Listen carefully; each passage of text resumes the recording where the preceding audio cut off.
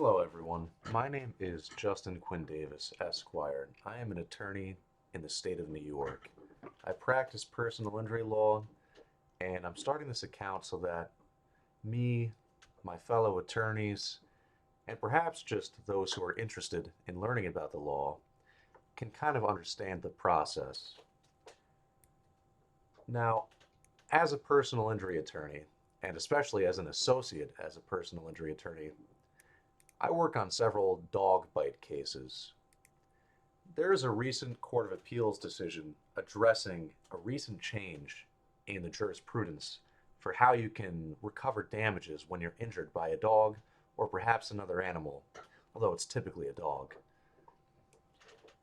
In Flanders v. Goodfellow, the Court of Appeals overruled the long lasting rule that you can only in the state of New York recover in strict liability for injuries incurred when you're attacked by an animal, specifically a domestic animal. Now, I'm going to go through this decision and sort of explain how I, as an attorney, seek to learn the law. Right, you go to law school and you read a ton of decisions, you try to learn what the law is, and then you wonder, why aren't they just telling me what it is right now? And the reason is that it changes over time. And when it does change, you will not be in law school, you will be in practice.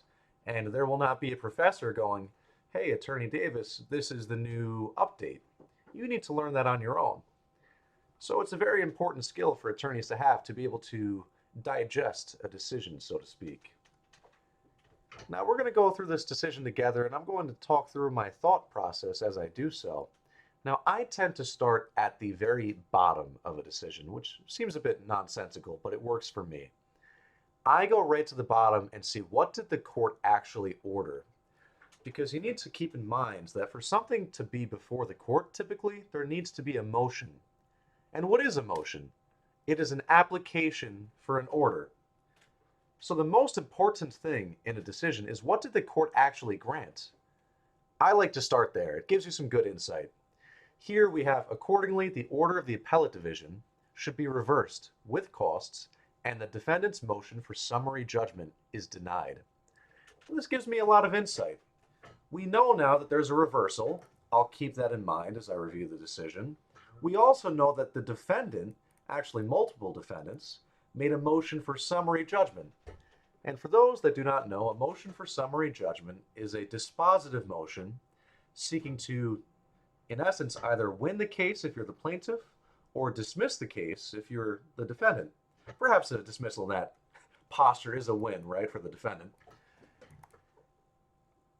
Now, we know what happened, so let's go back to the beginning.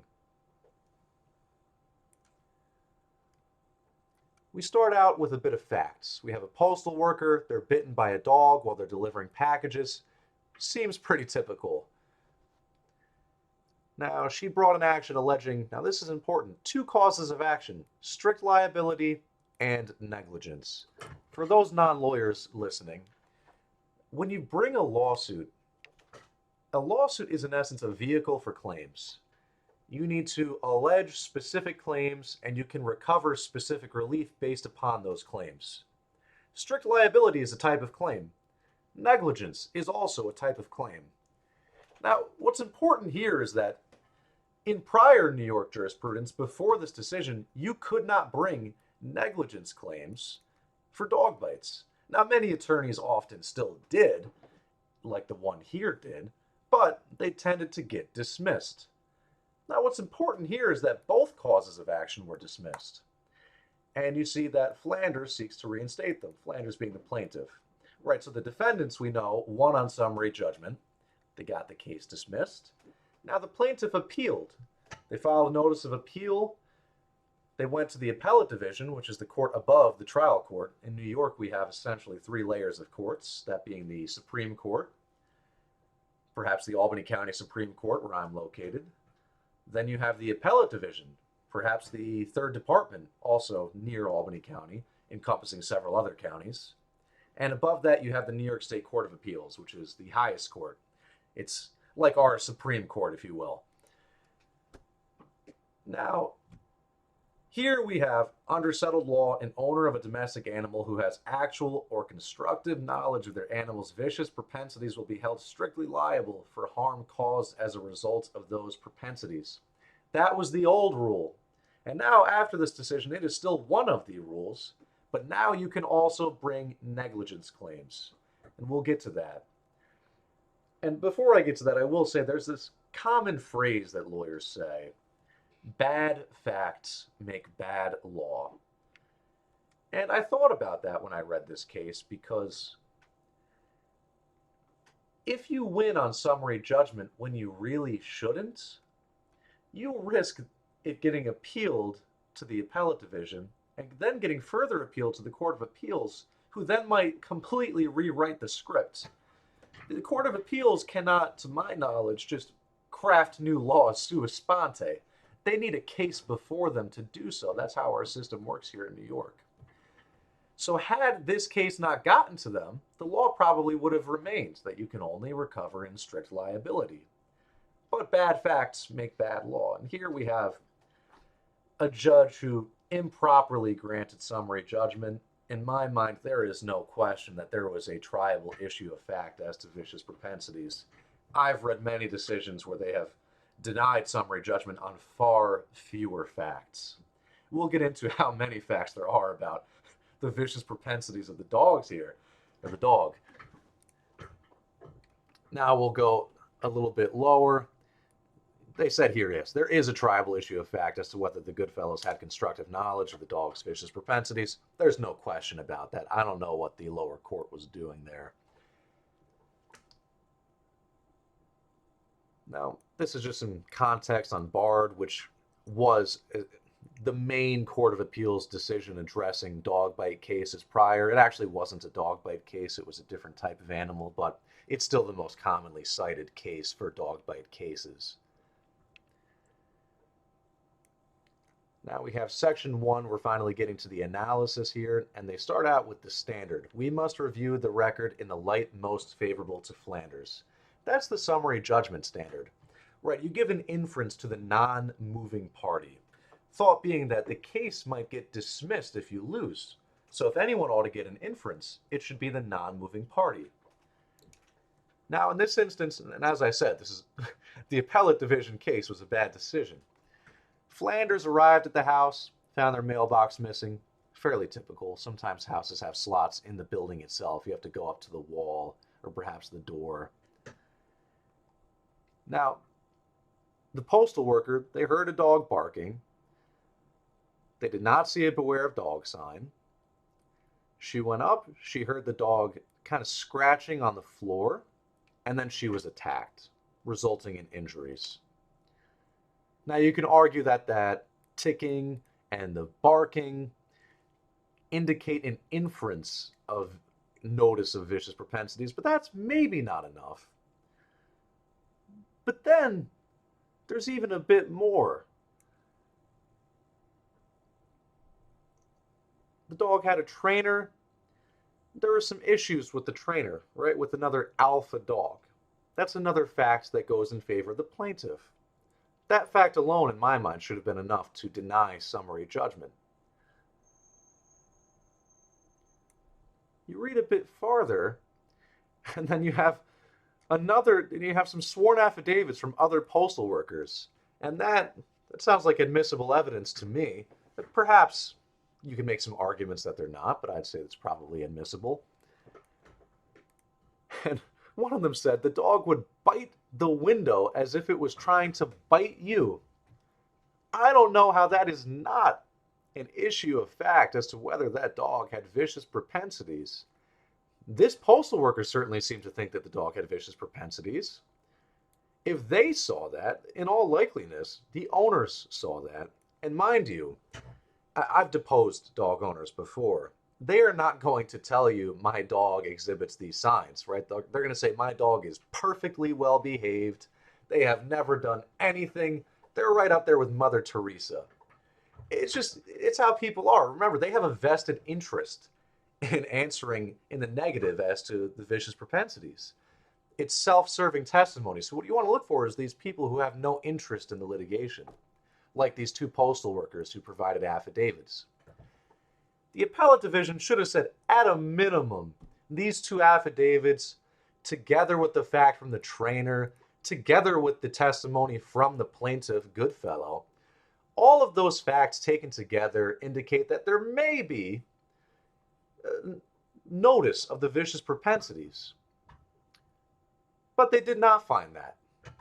Instead, they dismissed the claim in the Supreme Court for strict liability, as well as for negligence.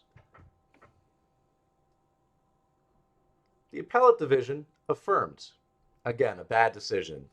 And like I said, bad facts, or in this case, bad decisions, can make bad law.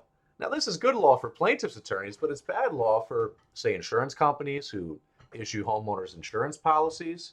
Perhaps they're going to need to keep this in mind when they issue premiums. Now, you might not only be facing strict liability claims, you're also going to face negligence claims. Practically speaking, there's not much difference in this. You're going to plead them in the alternative, and those strict liability lawsuits are going to sound an awful lot like those negligence lawsuits. And at the end of the day, the damages will be the same, right? Your injuries are what they are. The claim is a vehicle to recover. And in this instance, the strict liability and the negligence claims, you're going to recover the same amounts in all likeliness. Now we go farther into the decision. They begin with the strict liability cause of action. We already talked a bit about that. I will say that a big nuance with strict liability is that it does not matter what standard of care you acted with. If you satisfy the elements of the alleged conduct, then you are liable. Say in negligence, you have a standard of care. Typically, you must act as a reasonably prudent person would under the same or similar circumstances. That is not so with strict liability. All you had to show was that there was ownership and notice of vicious propensities, and then damages, of course. If you show those three things, you can recover. Whereas for negligence, you have to show a duty, a breach of that duty, actual and proximate cause, and then damages. And it's a bit harder to prove negligence because duties, you have to satisfy a standard of showing that you did in fact have a duty, perhaps to have a leash, perhaps to warn people, hey, my dog bites, please don't approach.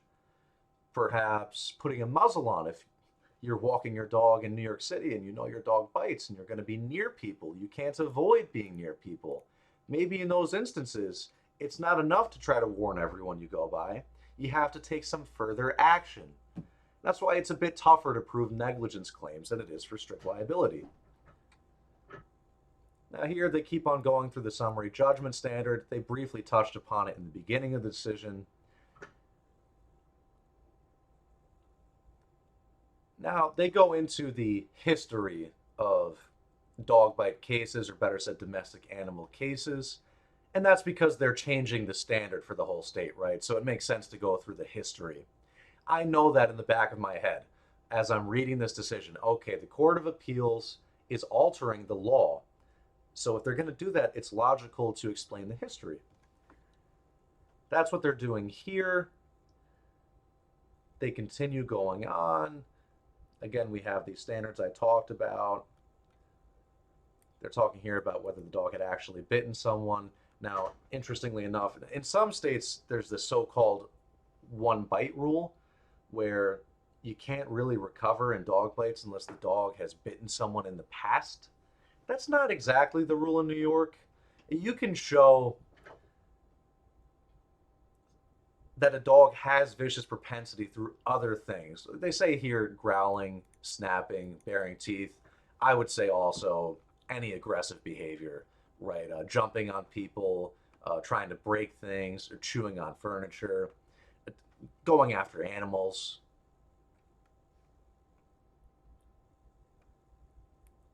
Here, the Court of Appeals again clarifies the lower courts got it wrong. They go a bit into it, perhaps you can say ad nauseum. If I was the court, I wouldn't have even gone into this much detail. It's an obvious correction. There's no way this court was going to affirm. Then, Part 3, they turn to the negligence issue. Now, they go into the history again. And yes, I mentioned before that bar did not actually entail a dog, it entailed a renegade cow, we'll say. And the person who was working on the premises was not notified that there was a cow that was allowed to breed near where he was working. So there was just a loose bull, and this person got clobbered by a cow and then sued. And he sued in part for negligence. The court and bar said you can't sue for negligence for domestic animals. And small point, a domestic animal includes cows when they are owned by, say, a farmer. But maybe if they are out in the wild lands, they would not be a domestic animal. They'd be a wild animal. Although I'd say it's not too common for wild cows in New York. They go a bit through Bard. They quote a ton of decisions going back to the early 1800s. Again, they're changing the law. They want to go through the history. So they're starting at the earliest and they're working their way up. You can see the logic that the court went through. Against this backdrop, we held in Bard that a plaintiff cannot recover under a common law cause of action for negligence. They overturn this rule now. And then the court, they want to show their work. So they kind of explain their reasoning for this. That's what they're going through here. They say the plaintiff asks us to overrule Bard, which they do. And this is their explanation. So this whole section, you can read it if you're interested. It's really just they're explaining it. You know, if you're a practitioner, you just have to go, okay, I can bring negligence claims now. That's all I need to know. Wipe my hands, on to the next thing. I'm going to draft my lawsuit. But if you're someone who likes to understand the history, you can read these parts. It's not necessary, I'd say, for practice, so maybe just skim it.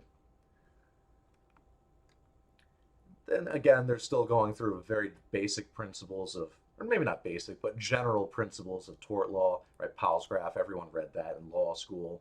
It's an interesting one if you're a non-lawyer, I recommend. Then you see this fairly often in the Court of Appeals. Again, it's the highest court in New York. It makes sense if you want to justify your position to look at what other people are doing, right? Monkey see, monkey do. And so they're pointing out New York is an outlier here. We are not being like the other states. And maybe we want to be like the other states. Right? And that seems to be what the court is getting at here. They want to adjust to what everyone else is doing. So we have some more justification here. They talk about how all these different decisions are, essentially chipping away at Bard. Now, I interned for a judge, and I can tell you that courts want to issue an opinion as narrowly as possible. They are not looking to change the law. They are looking to dispose of the motion as simply as they can. And that's where you get these carve-outs, often known as exceptions to the general rules. And at this point, there was just so many exceptions to Bard that Bard didn't really make sense as a general proposition anymore. That is what I get out of this case, the Flanders decision, is that there was just so many chips in Bard that they had to throw it away. They keep on going into the history of Bard. Right, they talk about how courts have struggled with this. They certainly have. The appellate division in Flanders obviously struggled. Now they finally get to, okay, today, this case. Now what will the law be? This is what's really important about Flanders. A plaintiff who suffers an animal-induced injury therefore has a choice. If the owner knew or should have known the animal had vicious propensities, the plaintiff may seek to hold him strictly liable, or they can rely on rules of ordinary negligence and seek to prove that the defendant failed to exercise due care under the circumstances that caused their injury. Of course, a plaintiff might also assert both theories of liability, as Flanders chose to do so. Now, I can tell you, in light of Flanders, on a dog bite case that I'm managing and I'm litigating, I reached out to opposing counsel. I sent them the Flanders decision, and I said, hey, I am going to seek leave to amend the complaint to add claims of common law negligence in addition to the currently pending claims of strict liability against the three defendants. Now, they may or they may not consent to that, and if they don't, I will simply file a motion to the court seeking relief pursuant to the CPLR provision that enables you to do so. Of course, it's easier when everyone plays nice in the sandbox, but that's not always the case, not with litigators. We tend to be fairly confrontational people. Finally, the court gets into how the lower court was wrong. Well, not in regard to negligence, really. The court actually was right, the appellate division, in regard to the negligence claim. They should have dismissed that because at that time, you could not bring that cause of action. But the Court of Appeals, they decided now we're going to bring negligence claims. So overall, what do we get from Flanders? You can bring a claim for strict liability for injuries caused by animals, domestic animals, or negligence, or both. I recommend you bring both if you're going to file a cause of action in the state of New York for any injuries you have sustained because of a dog bite. I hope this video helps you get some insight into how a real lawyer reads a decision and kind of tries to understand the law. And I'm trying to think if there's anything else to mention on this. It's a fairly simple decision, so there's not really much more to say. Perhaps you can look at the breakdown of the judges. Now, if you don't know, it's not one judge on the Court of Appeals in New York. It's actually multiple judges. And so you can see here which judges went along with it. Right? Judge Halligan wrote it. Wilson, Rivera, Garcia, Singas, Canataro, and Troutman all concurred. Fairly straightforward. No one went the other way on this one. Now, this is my very first video. This has been Justin Quinn Davis, Esquire. And if you or anyone you know has been harmed in the state of New York, please feel free to contact me for a free consultation. Thank you.